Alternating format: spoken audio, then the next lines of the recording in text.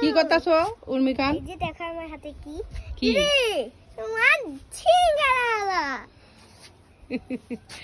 ঝিঙ্গালালা কি কি ফুল ফুটাইছো? দেখি দেখি দেখি কি কি উঠাইছো তুমি? ইয়েলে এটা হচ্ছে পিঙ্ক বাগান বিলাস, হ্যাঁ এটা হচ্ছে লাল বাগান বিলাস, হ্যাঁ এটা হচ্ছে হোয়াইট কালার বাগান বিলাস।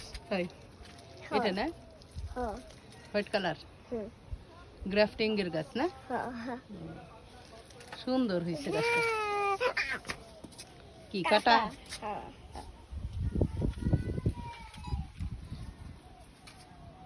কিছু বলবা?